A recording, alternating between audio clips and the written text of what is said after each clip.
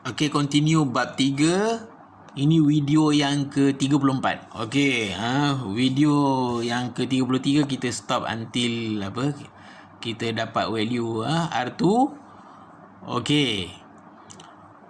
Selepas apa kita dapat value R2, okey. So untuk purpose equivalent circuit for resistance kan R1, stator resistance R2, rotor resistance kita dah dapat. Sekarang kita tinggal nak cari value apa yang kita belum dapat. Value apa? XM. Value apa? X1 dan X2 tadi kita okey value X1 dan X2 kita belum apa dapat.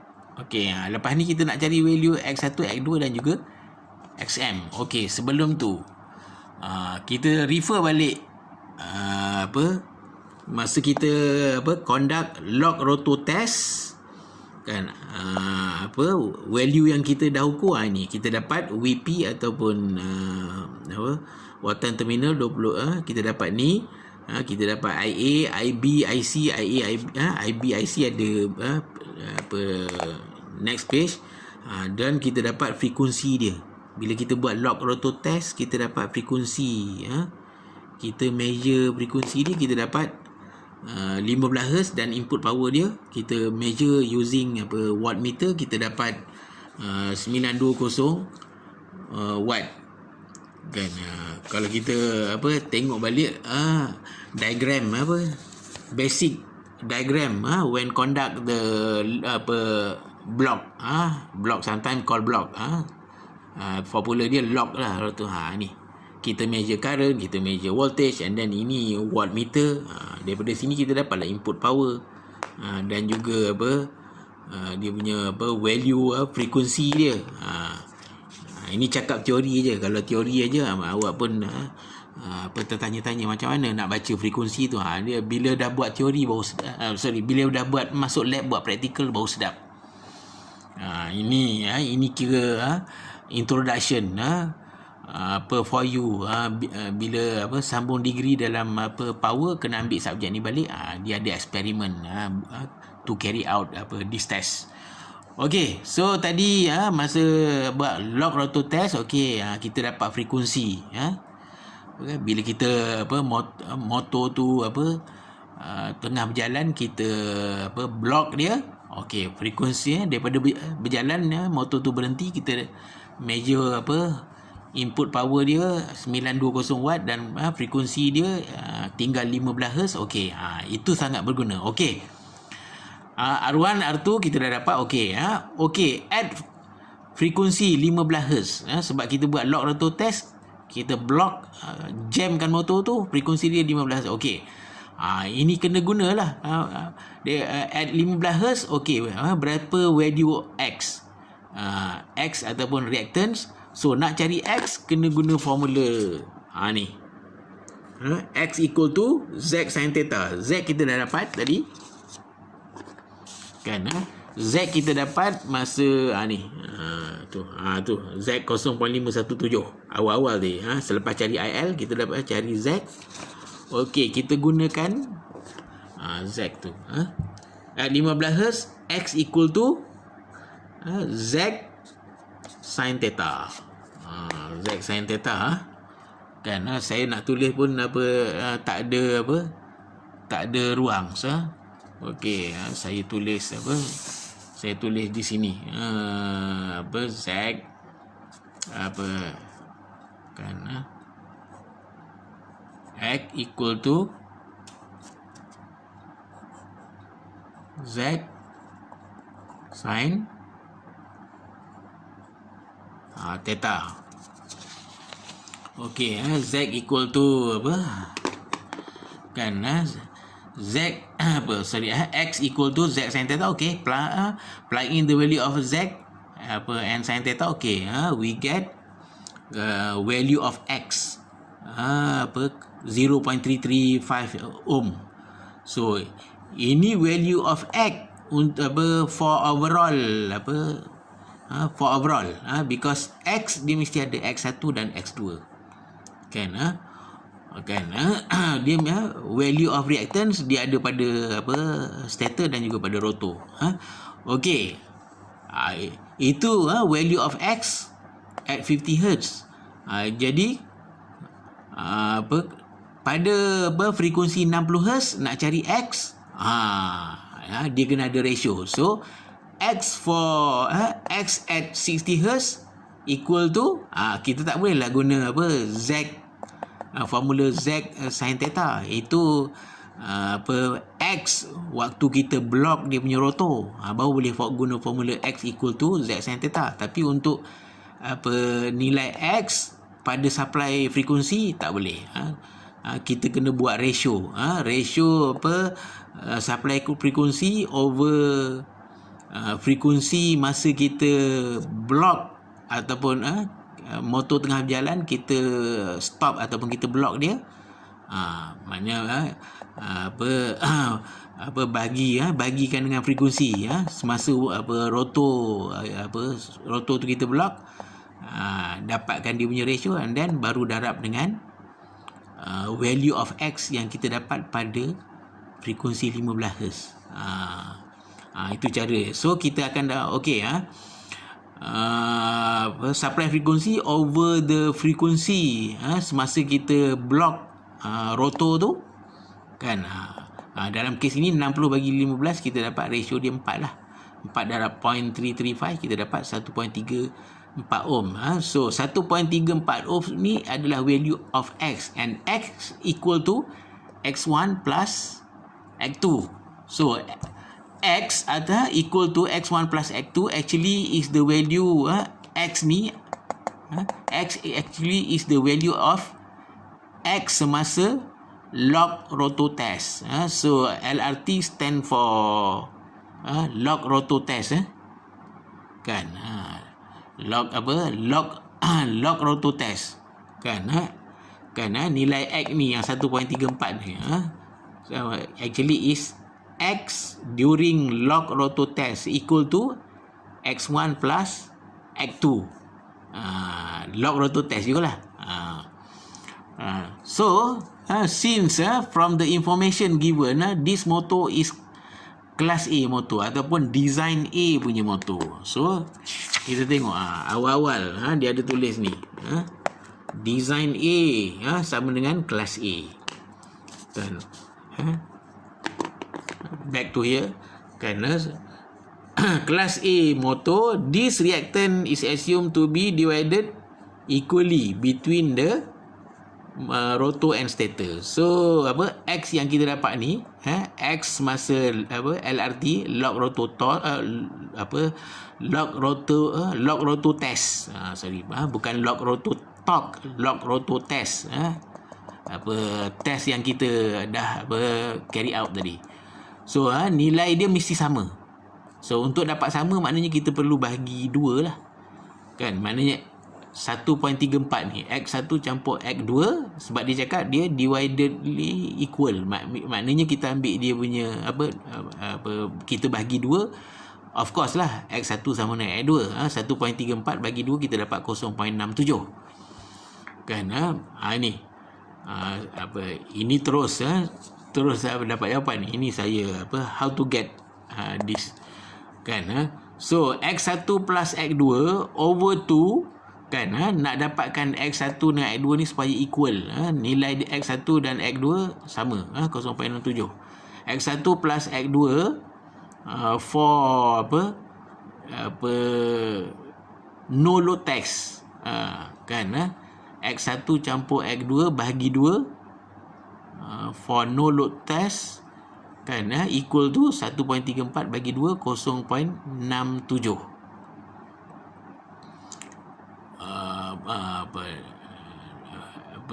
LRT sorry ini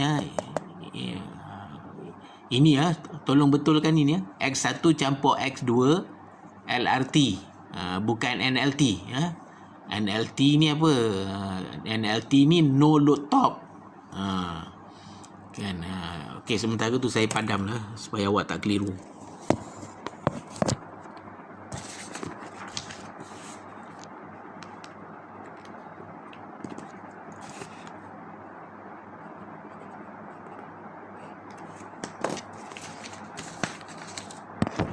Okey, saya dah betulkan. Tapi wasting my time. Okey, Okey, so sini X1 campur X2 yang kita dapat ni kan, X1 campur X2 ni adalah X sewaktu kita conduct LRT, log rotor test. Mana X1 campur X2 log rotor test bagi dengan 2 iaitu 1.3 1.34 ni bagi 2 kita dapat 0.67. So maknanya X1 sama dengan 0.67, X2 pun 0.67. Okey. Dan baru kita cari nilai XM. So sini dia terus saja 14.7 tu lah. Mana datang 14.7 ni? Awak pun tertanya. So XM equal to X1 plus X2 semasa no load test. No load test ni kan, no load test ni masa ni. Masa ni. Ini masa kita no load test, kita buat analisis, kita dapat nilai Z 14.7 dan Z itu equal to X1 plus X2.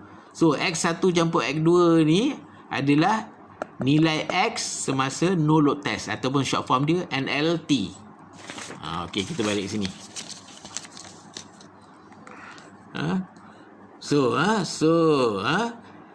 Therefore XM maknanya kita dah dapat X1 kita dah dapat, R1 tadi R1 dah dapat, R2 dah dapat, X1 dah dapat, X2 dah dapat. Sekarang ni last parameter kita nak cari XM. So XM equal to X1 plus X2 for no load test minus X1 plus X2 for log rotor test divide by 2 equal to X1 campur X2 no load test ni adalah Z no load test minus X1. Mana Z no load test minus X1 ataupun X2 because X1 nilai dia sama dengan X2. So Z no load test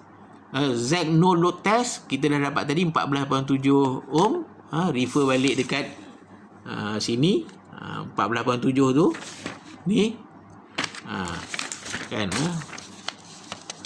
minus nilai X1 ataupun X2 salah satu tak kisah sebab nilai dia sama. Jadi 14.7 tolak 0.67 dapat 14.03 ohm. Itulah nilai parameter for XM. So kelima-lima parameter kita dah dapat, barulah kita draw kan, barulah kita draw dia punya per phase equivalent circuit. Ini dah masuk 13 minit dah video ni, tapi saya tak nak tambah video lagi sebab dia dah penghujung. Ni so awak perhatikan betul-betul, nanti awak lukis sendiri dalam nota awak. Okey, inilah per phase equivalent circuit kan. Dia ada supply, of course per phase supply dia pun mesti single phase lah. Dia ada I1, R1 kan, X1 kan, X2, XM, R2. Don't forget R2 kena divide by S, tapi dalam kes ini kita tak cari nilai slip. Nanti bila awak dah pandai, awak boleh carilah nilai slip tu. Kena tahulah sync speed berapa, rotor speed berapa. Okey, ini nilai-nilai yang kita dah cari tadi. Saya masukkan R1 ini nilai dia, X1 ini nilai dia, X2 saya terlupa tulis, awak masuk kita sebab nilai X1 dengan X2 sama. Masuk kalau X1 0.7, X2 pun 0.7. Kita baru cari tadi nilai X1 dan X2. Yang ini nilai dia sama kan. Nilai XM kita dah dapat tadi 14.03 ohm. Dan okey, I1 dia adalah IL line current 8.17. Rujuk balik tadi 8.17 kita dapat dekat mana line current.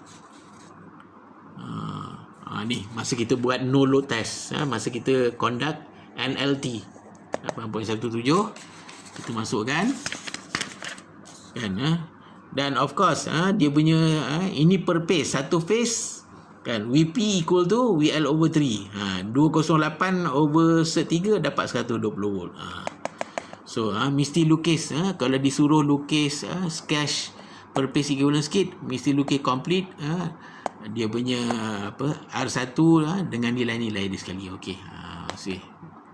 15 minit. Okey, panjang sikit. Sebab saya tak nak pecahkan jadi 4 video untuk okey kita stop. Okey, kita stop example ni kan. Habis example 9. Okey, so selepas habis example 9, kalau you lihat dekat tu kan, selepas kita dapat XM, okey, kita starting of induction motor direct online ni, kalau awak tengok nota tak apa-apa kan, tak apa-apa. Apa macam yang saya ajar sebelum ni, awak tengok, awak sendiri nilai lah kan, tentang nota ni. Itu sebab saya cakap nota ni tak berapa complete. Jadi awak sendiri tengoklah nota ada ke nota sekadar nota saja tanpa ada dia punya circuit. Kan mana saya punya okey. Kan saya nak tunjuk kan, dah hilang pula saya punya nota kan. Okey, saya tunjukkan buku teks lah, senang.